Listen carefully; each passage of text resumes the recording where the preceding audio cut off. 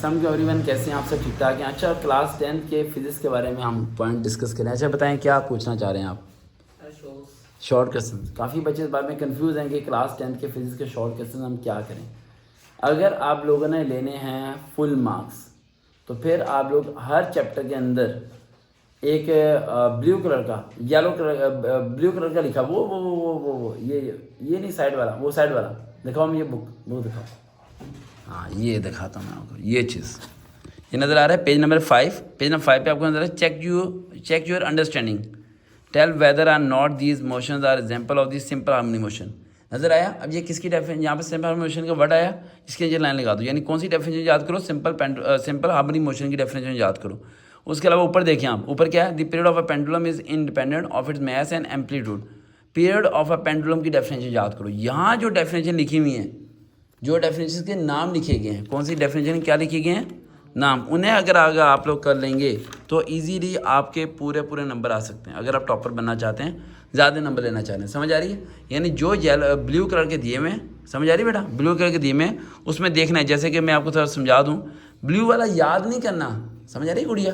Blue वाला याद नहीं करना। ब्लू वाले में हमने देखना है, क्या देखना है हमने? Generating a high frequency wave requires more energy per second than to generate a low frequency wave, thus a high frequency wave carries. अब यहाँ पर कौन सी डेफिनेशन बन रही है? फ्रिक्वेंसी वाली याद करके जाएं, उसका फॉर्मूला याद करें आप, और वेव की डेफिनेशन याद करने। बस यहाँ दो वर्ड्स आ रहे हैं ना, फ्रिक्वेंसी और वेव। तो फ्रिक्वेंसी की डेफिनेशन याद कर लें और वेव की डेफिनेशन क्या करें आप? याद करें। सिंपल सा ये आपके लिए हो जाएगा कि अगर आपने ज़्यादा नंबर लेने हैं और अगर आपने क्या करना है, बोर्ड में टॉप करना है। लेकिन अगर आपने पूरा साल सही नहीं पढ़ा और आप कहते हो कि मैं जी सिर्फ कोई मुझे ऐसे चैप्टर बता दें जिसे मैं करने के बाद जो से मैं आसानी से जो से पास हो सकूं, तो चैप्टर्स आपको नज़र आ रहे होंगे, राइट? अब ज़हन में रखें, चैप्टर नंबर है 11। मार्क कर लें, मार्क क्या वहाँ आप लिख लें बेशक कॉपी पे। चैप्टर नंबर 11, ठीक है। और chapter number 14, chapter number 18 mark कर लिया। कौन कौन से? चैप्टर नंबर 11, उसके बाद 14, उसके बाद 18। ये वो 3 चैप्टर हैं जिनमें से आपके मैक्सिमम शॉर्ट क्वेश्चंस आ जाएंगे। अब इनकी ग्लॉसी वाले शॉर्ट क्वेश्चन याद करने हैं। कौन से? ग्लॉसी वाले याद करने हैं। और साथ साथ आपने क्या करना है? साथ साथ आपने क्या करना है? साथ साथ आपने इन चैप्टर्स के अंदर जो डेफिनेशन दी हुई हैं, इन चैप्टर्स के अंदर जो डेफिनेशन दी हुई हैं, उन डेफिनेशन को भी आपने क्या करना है? याद कर लेना। समझ आ गया? उन डेफिनेशन को क्या करना है आपने? याद कर लेना साथ साथ, ठीक है। अब ये मैंने कितने चैप्टर दिए सिर्फ आपको? 3 चैप्टर मैंने आज आपको शॉर्ट के बताए, और 3 चैप्टर ही कल मैंने आपको किसके बताए थे? लॉन्ग के। लेकिन लॉन्ग में मैंने 2 बताए थे, एक मॉर्निंग टाइम वाला है, एक आफ्टरनून टाइम वाला, ठीक है। तो उससे आप लोगों ने क्या करना है? कवर। अगर ये 3 चैप्टर लॉन्ग के और 3 चैप्टर शॉर्ट के अगर आप इजीली कवर कर लेते हैं तो बासानी तरीके से आप अच्छे खासे नंबर लेके पास हो जाएंगे। लेकिन सपोज करें कि आप कहते हैं कि नहीं सर जी, हमें कुछ ऐसा तरीका बताएं कि जी हम बहुत ही नालायक हैं, कुछ ज़्यादा ही नालायक हैं और हमें कुछ भी नहीं आता, हमें कोई 2 चैप्टर बता दें बस। कितने?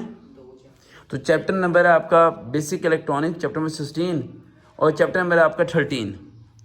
ये 2 चैप्टर्स के अगर आप लॉन्ग और शॉर्ट और न्यूमेरिकल्स भी कर लेते हैं तो भाई 25 नंबर वाला पास है।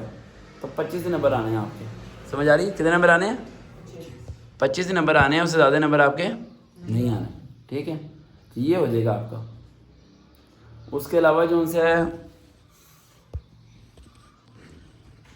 फोकस पता नहीं क्यों करना पड़ा, बार ब्लर हो रहा है ये। अच्छा, उसके अलावा जो से और क्यों क्वेश्चन है पूछने जा रहे थे आप? न्यूमेरिकल्स के लिए चैप्टर नंबर 11, चैप्टर नंबर 13 और चैप्टर नंबर 14।